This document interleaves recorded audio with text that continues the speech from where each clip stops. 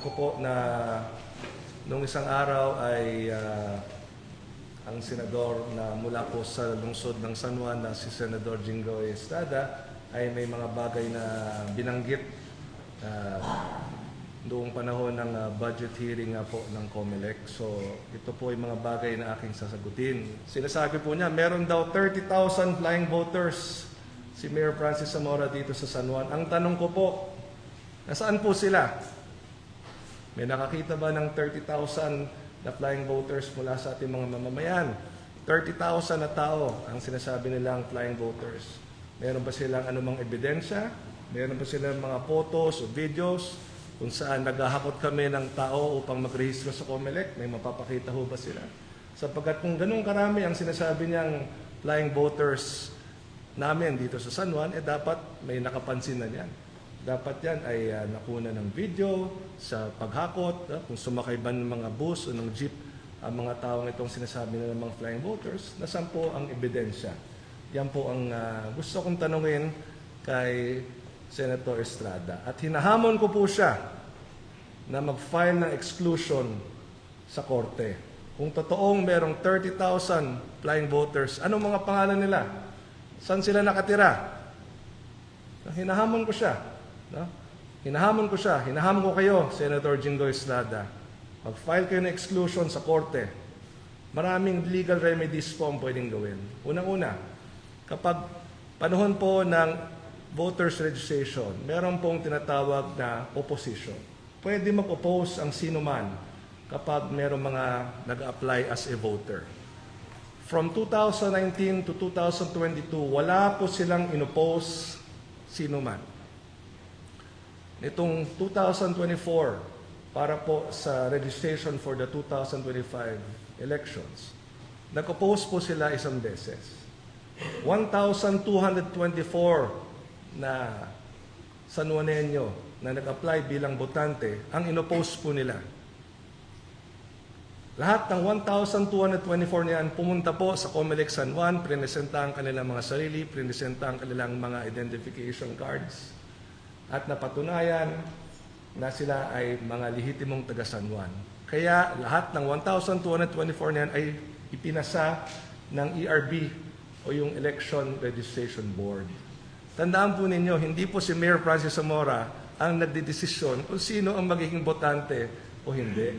Meron pong tinatawag na ERB o Election Registration Board na nagdedesisyon yan. Yan po ay binubuo ng ating election officer, ng pinakamataas na opisyal ng DepEd. In our case, it is our City Schools Division Superintendent and our local civil registrar.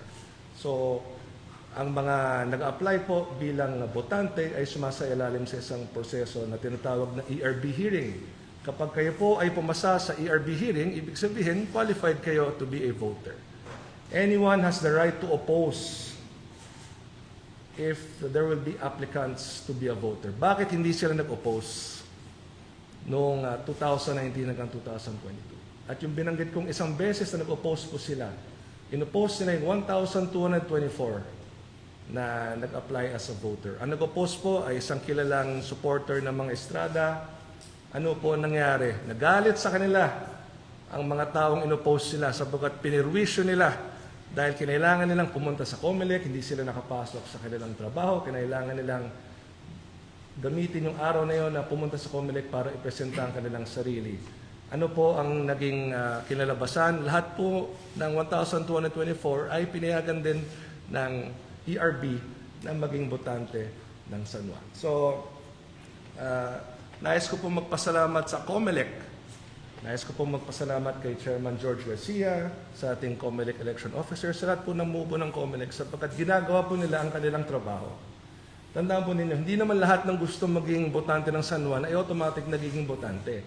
Kailangan nila magpresenta ng iba't ibang patunay na sila po ay lehitimong taga San Juan. Kung ito po ay kanilang magawa, walang dahilan ang COMELEC o ang ERB na pigilan ang isang Pilipino, ang isang San Juanenyo na i-exercise ang kanyang karapatang bumoto. Tandaan po ninyo, this is the people's right to suffrage. Karapatan natin bumoto. Bakit ninyo pipigilan ang mga lehitimong taga San Juan na makaboto?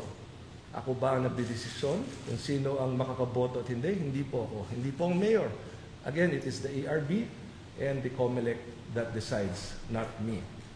At gusto ko pong malaman ninyo na itong padating na elections ay halos 9,000 voters po ang natanggal sa voters list ng San Juan. Kaya ako po ay nagpapasalamat sa COMELEC sapagkat ginagawa nila ang kanilang trabaho. Bakit po natanggal ang 9,000 voters na ito? Iba't ibang dahilan. Ang iba po patay na, ang iba po ay double entry sa mga listahan. So, we are very thankful to the COMELEC because they're cleaning our voters list. Kung ako tatanungin ninyo, siyempre, dapat mga lehitimong taga San Juan lang ang makakaboto. Kahit ako, natatakot. Sino ba itong 30,000 na ito? Kung kilala ni Senator Estrada ang mga ito, dahil sinasabi nga niyang flying voters ko raw, sasamahan ko pa siya mag-file ng exclusion sa ating korte kung talagang kilala niya ang mga ito. So, yun. Muli, hinahamon ko si Senator Jingo Estrada, mag-file kayo ng exclusion sa korte. Huwag kayong magtago sa inyong parliamentary immunity sa Senado. Ito ang mensahe ko po kay Senator Jingo Estrada. Senator Jingo Estrada, gumising na po kayo sa katotohanan.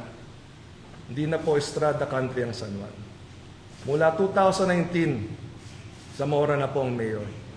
Hanggang ngayon, Zamora ang mayor. Hindi na po Estrada country ang San Juan. At gusto ko ipaalala sa inyo na noong 2019, nung tumakbo kayo bilang senador, ay number 13 lang kayo dito sa San Juan. Noong 2022, number 14 lang kayo dito sa San Juan. Kaya kung inakala po ninyo na Estrada country pa itong lungsod ng San Juan, hindi na po. Hindi nyo nga mapanalo sarili nyo rito. Ano pa yung mga kandidato ninyo? Hindi ko po kailangan ng flying voters para manalo dito sa San Juan. Napatunayan ko na po yan sapagkat pagkatapos po nung ako'y manalo noong 2019 ay virtually unopposed na po ako itong mga sumunod na eleksyon. Kaya napatunayan na natin sa ating mga minamahal na San Juanenyo na maayos tayo bilang isang mayor, ginagawa natin ating mga tungkulin. Ang laki na po ng pinagbago ng San Juan. Kitang-kita naman po yan ng lahat. Kaya nga po 15-0 ang botong aming nakuha noong 2022. At tiwala po ako na 15-0 po muli ang makukuha namin itong 2025. So, again, it is a reminder to Senator Jingo Estrada. Hindi na po Estrada country ang San Juan.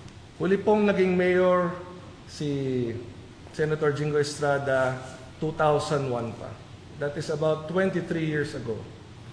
Bago siya nakulong. So, that is a very, very long time ago. Siguro, hindi na siya in touch sa reality dito sa aming lungsod. So, gusto ko lang paalala po sa kanya. Kung sinasabi niyang kinakailangan namin ng flying voters para manalo, gusto kong ipaalala sa kanya na hindi po namin kinakailangan ang anumang flying voters sapagkat nagbigay po ng tiwala ang lungsod ng San Juan sa amin. Hindi ko po sasayangin ang tiwalang yan. At dahil nga po 15-0 ang aming nakuhang boto noong 2022, ibig sabihin yan ng aming mga mamamayan ay naniniwala sa aming mga programa, sa aming paraan ng pagpapatakbo ng pamahalang lungsod. So, yun po ang aking gustong sabihin. And again, if Senator Estrada would like to start the process of the exclusion, simulan niya na po yan. Sapagkat meron siyang up to 100 days before election day na ipa-exclude yung 30,000 na sinasabi niya. Siguro mas mabuting simulan niya ng ilista.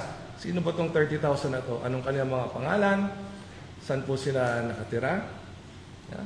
Ano ba ang patunay niya na talagang flying voters po sila? Sapagkat iniinsulto po niya ang 30,000 San Juanenyong ito. Iniinsulto po niya sapagkat tinatawag ng flying voters ang mga nagparehistro mula 2019 hanggang 2022. Yan po ang panahon na sinasabi niyang 30,000 flying voters daw ang pinasok namin sapagkat halos 30,000 na bagong botante po ang nagparehistro. Ibig sabihin ba niya, lahat ng nagparehistro nung panahon yon ay flying voters ni Francis Zamora? Muli, no? Ano ang patunay niya? Ano ang ebidensya niya? At huwag po kayong magtago sa inyong parliamentary immunity. Parati nyo akong tinitira. Kayo at ang inyong kapatid na si Senator J.V. Ejercito, parati nyo akong tinitira sa mga privilege speech ninyo, sa mga Senate hearing ninyo, sapagkat meron kayong proteksyon mula sa inyong parliamentary immunity. Tingnan natin ang tapang ninyo sa labas ng Senado.